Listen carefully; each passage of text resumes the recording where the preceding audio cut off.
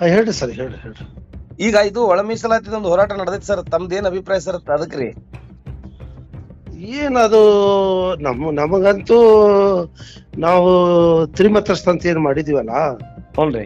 ಅದ್ರ ಡೋರ ಮುಚ್ಚುಗೇರ್ ಸಮಗಾರ ಅಂತೇಳಿ ಏನು ಮಾಡಿದೀವಲ್ಲ, ಅದಕ್ಕೆ ಯಾವುದೇ ರೀತಿಯ ನಮ್ದು 9-10 ಲಕ್ಷ ಜನಸಂಖ್ಯೆ ಇದ್ರು ಕೂಡ ನಮಗೆ ಇದು ಮೀಸಲಾತಿ ಕೊಡ್ಲಿಲ್ಲ. ಮತ್ತೆ ನಮಗೆ ಈ ಎಡಗೈ ಅಂತ ಗುರುತಿಸ್ಕೊಳ್ಳೋದು ಅಥವಾ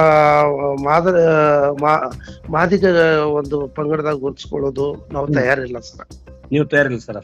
ತಯಾರಿಲ್ಲ. ಯಾಕಂದ್ರೆ ನಮ್ದು ಆಚಾರ ವಿಚಾರಗಳು ಬೇರೆ ಇದಾವೆ, ನಮ್ದು ಆಹಾರ ಪದ್ಧತಿ ಬೇರೆ ಇದೆ, ಸಾಂಸ್ಕೃತಿಕವಾಗಿ ನಾವು ಬೇರೆ ಇರುವಾಗ ನಮ್ದು 9 ಲಕ್ಷ ಕೇವಲ 3-4 ಲಕ್ಷ ಇದ್ದವ್ರಿಗೆ ಮೀಸಲಾತಿ ಕೊಡ್ತಾರ. 9 ಲಕ್ಷ ನಾವು ಎಲ್ರು ಕೂಡಿದ್ರೆ ಒಂದೇ ಒಂದು ಕಸುಬು ನಮ್ದು ಚರ್ಮಗಾರಿಕೆ ಇದ್ರು ಕೂಡ ಅವರು ನಮಗೆ ಮೀಸಲಾತಿ ಕೊಡದಿದ್ದಕ್ಕೆ ನಮಗೆ ಸರ್ಕಾರ ಮೇಲೆ ಬೇಸರ ಇದೆ. ನಮ್ದೇ ಆದ ಒಂದು ಹೋರಾಟ ನಾವು ಮಾಡ್ತೀವಿ.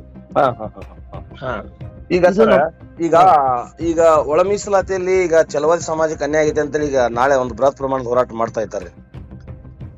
ಅಲ್ಲ, ಅವ್ರಿಗೂ ಕೂಡ ನೋಡ್ರಿ, ಅವ್ರದ್ದು ತಮ್ಮದೇ ಆದ ಒಂದು ಹೋರಾಟ, ಅದು ಅವರು ಮಾಡ್ತಾರ. ನಾವು ನಮ್ಮನ್ನು ಎಡಗೈ ಗ್ರೂಪ್ದಾಗ ಏನು ಗುರುತಿಸ್ಕೊಳ್ಳೋದು, ನಾವು ಒಂದು 8 ವರ್ಷದಿಂದ ಹೋರಾಟ ಮಾಡಿದ್ರು ಕೂಡ ಇವತ್ತು ಸರ್ಕಾರ ಎಷ್ಟೋ ಮನವಿಗಳು ಕೊಟ್ರು, ಹೋರಾಟ ಮಾಡಿದೀವಿ.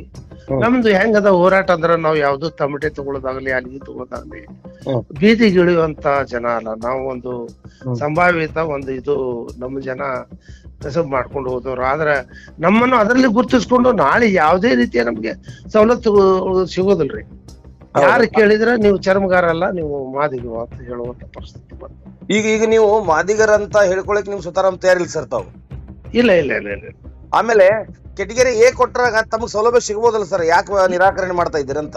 ಇಲ್ಲ, ನಿರಾಕರಣೆ ಅಂತಂದ್ರೆ ಕೆಟಗರಿ ಎ ನಮ್ಗೆ ಎಲ್ಲಿ ಎಷ್ಟು ನಾವು ಗುರುತಿಸ್ಕೋಬೇಕಲ್ರಿ. ಈಗ ನಮ್ಗೆ ಎಷ್ಟು ಕೊಡ್ತಾರ? 6 ಆಯ್ತು, 1 ಕೊಡ್ತಾರ, 2 ಕೊಡ್ತಾರ, 1.5 ಕೊಡ್ತಾರ. ಅದು ನಮಗೆ ಅದು ಫಿಕ್ಸ್ ಆಗ್ಬೇಕಲ್ರಿ. ನಮ್ಮ ಜನರಿಗೆ ನಾವು ನಮ್ದು ಪ್ರತ್ಯೇಕವಾದ ನಾವು ತಗೊಂಡ್ ಬಿಡ್ತೀವಿ. ಅದೇ ನೀವು ನಿಮ್ಮ ವಿಚಾರ ಏನಂದ್ರೆ, ಈಗ ಎ ಕೆಟಗರಿ ಅಂತ ಮಾದಿಗ ಅಂತ ಅಂದ್ರೂ ಕೂಡ ಅದ್ರೊಳಗಡೆ ನಮ್ಮ 3 ಸಮುದಾಯ ಏನಿದಾವಲ್ಲ, ಚರ್ಮಕಾರ ಸಮುದಾಯಕ್ಕೆ ಏನ್ ಕೊಡ್ತೀರಿ ಅನ್ನೋ ವಾದ ನಿಮ್ದು.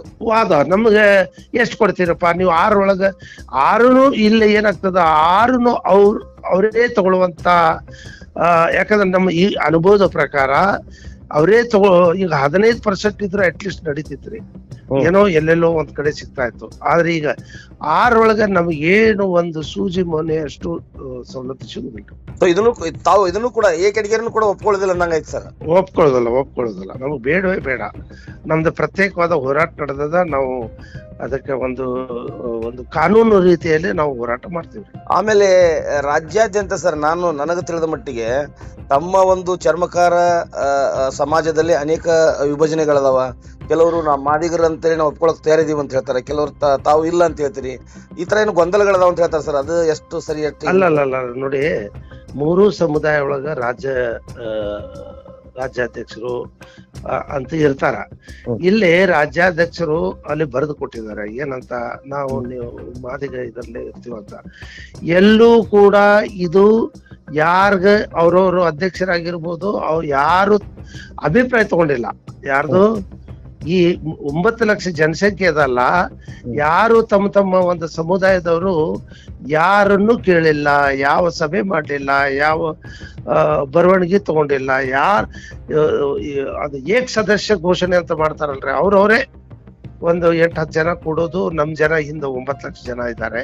ಜನಾಭಿಪ್ರಾಯ ಸಂಗ್ರಹಣೆ ಮಾಡದೆ, ಜನರ ಮನಸ್ಥಿತಿಯನ್ನು ಅರ್ಥ ಮಾಡಿಕೊಳ್ಳದೆ ತಾವೇ ಸ್ವಯಂ ಘೋಷಿತ ನಾಯಕರಾಗಿ ತಮ್ಮ ಅಭಿಪ್ರಾಯವನ್ನ ಸರ್ಕಾರ ಕೊಟ್ಟಿದ್ದಾರೆ ಅಂತ ತಮ್ಮ ಅಭಿಪ್ರಾಯ ಸರ್? ಹೌದು ಸರ್, ಹೌದು. ಇದು ಜನಾಭಿಪ್ರಾಯವಲ್ಲ, ಜನಾಭಿಪ್ರಾಯ ಅಲ್ಲ. ಆದ್ರೆ ಜನ ಏನ್ ಬಯಸ್ತಾ ಇದಾರೆ ಸರ್? ತಮ್ಮ ಜನ 9 ಲಕ್ಷ ಜನ ತಮ್ಮ ಜನಸಂಖ್ಯೆ ಇದ್ದಿಲ್ಲ, ಅವ್ರು ಏನ್ ಬಯಸ್ತಾರೆ ಸರ್?